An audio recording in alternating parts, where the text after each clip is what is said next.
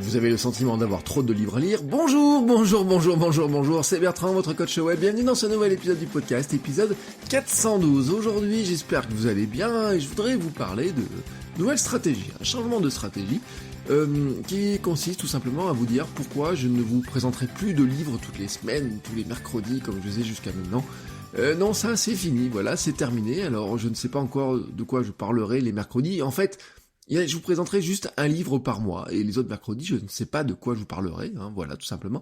Mais vraiment, je vais juste vous parler d'un livre par mois. Alors, pourquoi ce changement de stratégie ? Tout simplement pour une question d'apprentissage, voilà. Alors, nous vivons dans un monde où il y a beaucoup d'informations, et je dis pas trop d'informations, je dis beaucoup d'informations. Et en fait, on pourrait dire que il y en a trop par rapport à notre capacité à absorber, mais de toute façon, on ne va pas chercher à tout absorber. Alors, autour de nous, il y a les sites, les livres, les podcasts, les livres audio, et en fait, c'est toujours pareil, c'est-à-dire que vous commencez à lire quelque chose, vous n'arrivez tout simplement plus à suivre le rythme, parce que quand vous avez commencé à lire quelque chose, il y a déjà quelque chose d'autre qui arrive.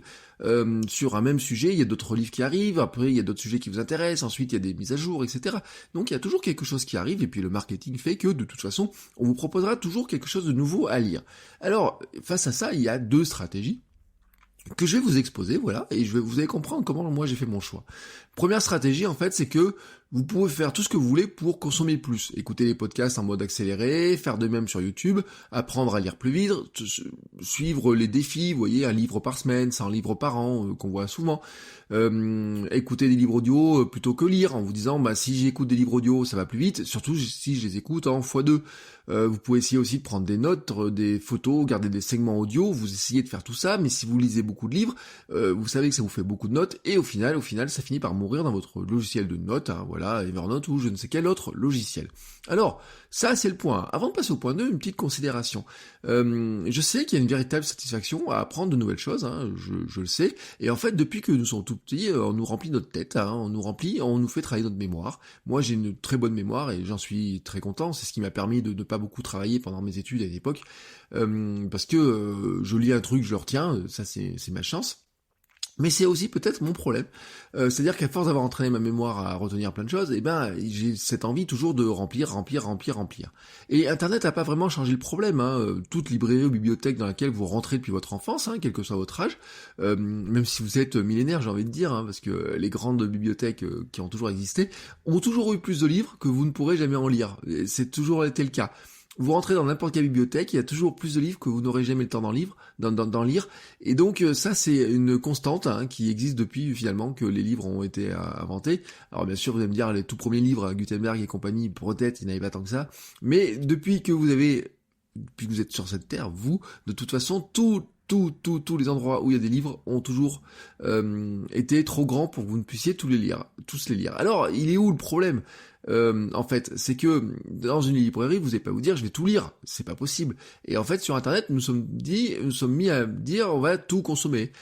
C'est le fameux syndrome FOMO, vous savez, la peur de manquer quelque chose, fear of missing out, la peur de manquer d'informations, la peur de ne pas écouter l'épisode qu'il fallait, la peur de ne pas lire le livre qu'il aurait fallu lire absolument. Et pourquoi on a cette peur ? Tout simplement parce que nous sommes mis en concurrence, une sorte de concurrence. Alors nous sommes mis en concurrence des fois avec le nous qu'on aimerait éviter, c'est-à-dire dire oui avant je ne lisais pas, maintenant je vais tout lire, ça c'est un petit peu mon cas, qui fut une époque. Nous nous comparons aussi à ceux qui disent lire des dizaines de livres, à ceux qui disent lire un livre en 2 heures. J'ai vu encore il y a pas longtemps quelqu'un qui vend une formation pour vous dire voici comment lire un livre en 2 heures. Bon, moi je veux bien. Quand j'étais en école de commerce, on a eu des cours de lecture rapide, etc. Donc on peut accélérer notre lecture, on peut faire plein de choses pour accélérer notre lecture.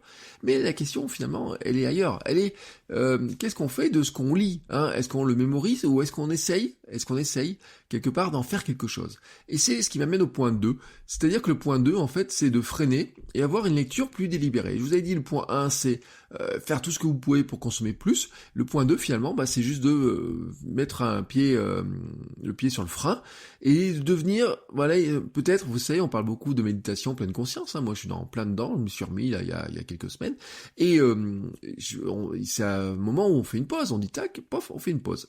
Et cette pause-là, finalement, on pourrait dire, on fait une pause livre. C'est-à-dire qu'on se réserve des créneaux de lecture, mais des créneaux de lecture pour pas lire plus de livres, mais finalement lire moins de livres et les lire en profondeur. Vous voyez, moi j'ai mes créneaux du matin et du soir, dans lesquels je dis je vais lire des livres, etc. Je pourrais me dire je vais lire le plus rapidement possible pour avancer mon tas de livres que j'ai de chez moi. Ou alors, je change de paradigme, de méthode de pensée, et finalement je me dis, je lis moins de livres, mais je vais les lire en profondeur. C'est-à-dire que je vais prendre le temps de prendre vraiment des notes plus utiles, vraiment de les reclasser, de les organiser, par exemple faire plus de mind map de mes livres, etc. Je suis en train de lire, pour noter plus d'informations dedans, accorder plus de temps aux très bons livres. Alors c'est sûr qu'il y a des livres qui méritent probablement pas d'y passer beaucoup de temps, on se rend compte qu'ils sont finalement pas si intéressants que ça, et bon ceux-là ça mériterait peut-être qu'on lise en binge lecture, comme on pourrait dire, c'est-à-dire les lire rapidement, mais vraiment les livres qui méritent du temps, leur donner vraiment du temps, et probablement les lire plusieurs fois, voilà. Des livres par exemple comme Cialdini sur la persuasion, ça fait partie des livres que j'ai décidé que j'allais relire, mais aussi relire un petit peu tout ce que fait Cialdini autour, c'est-à-dire vraiment creuser sa pensée. Pourquoi ? Parce que quelque part, si vous lisez le livre une fois, il y a plein d'informations que vous oubliez, sur lesquelles vous sautez, vous manquez des choses, ou alors vous n'arrivez pas à les retenir. Et vraiment, ce qui est important, c'est pas juste de les retenir, on n'est pas là juste dans une question de mémoire, on est dans une question de qu'est-ce que je fais de ma lecture. Et l'idée, c'est de dire comment on va faire pour appliquer les concepts qui sont vraiment dedans. Et c'est là, je trouve, la différence importante entre se souvenir du contenu d'un livre et vraiment acquérir les informations qu'il y a dedans.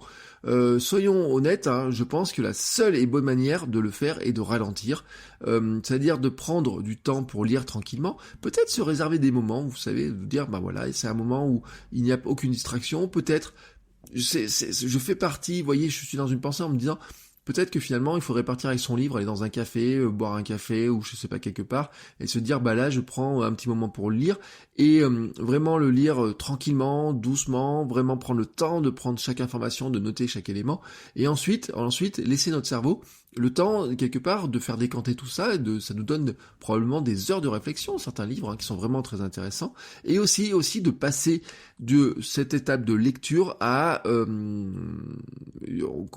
pratique délibérée des conseils qui sont donnés dedans.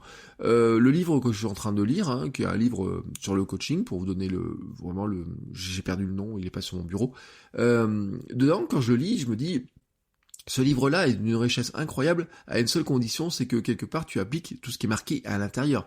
C'est pas juste de le lire, vous voyez, à un moment donné il donne 19, 13 points ou des choses comme ça, on dit il faudra appliquer chaque point. À cet instant-là, je les ai notés quelque part, mais je suis pas capable de vous les donner. Et je sais que quelque part ce livre m'aura été vraiment utile le jour où je serai capable de dire oui, j'ai appliqué les 19 ou 13 points qu'ils ont donnés à tel endroit. Et c'est exactement ma démarche actuelle. Et c'est pour ça que ça m'amène à un truc, c'est que je ne veux pas faire partie de ceux qui vont vous donner de la concurrence, qui vont vous dire il faut absolument avoir lu ça, et ça. Je vous ai donné plein de recommandations de livres, peut-être une vingtaine ces derniers temps. Je vais arrêter de le faire, voilà, tout simplement. C'est pas que je ne lis plus, je vous l'ai dit, je lis, j'en ai acheté un nouveau même qui va arriver demain ou après-demain. J'ai hâte, etc. Mais voilà, ça sera un certain temps, etc. Et je vous en parlerai peut-être un jour, mais je ne veux pas faire partie de ceux qui vous diront il faut absolument avoir lu tel livre, il faut lire ça en une semaine, il faut lire 100 livres à l'année ou 50 livres à l'année, etc. Non. J'appuie sur le bouton pause, on va passer en slow lecture.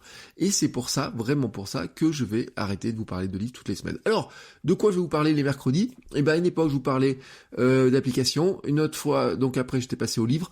Je sais pas, dites-moi, peut-être vous avez envie d'avoir des recommandations. Alors, je me suis dit, est-ce que je vous recommande des podcasts, le podcast de la semaine, ou je sais pas quoi, des chaînes YouTube, ou peut-être un tout autre sujet, ou peut-être tout simplement, pas d'épisode, et en se disant, ce temps que je ne remplis pas dans vos oreilles, peut-être c'est un temps pour lire, qu'on s'accorde les uns et les autres. Dites-moi ce que vous en pensez, envoyez-moi un petit mail, vous pouvez me poser des questions, d'ailleurs aussi je vous rappelle avec le répondeur, vous faites votrecoachweb.com/répondeur, vous m'envoyez un petit mail, vous me posez des questions, etc. Ou vous faites une remarque, voilà, tout simplement, on discutera de tout ça. Et moi je vous dis à demain pour un nouvel épisode. Ciao les créateurs.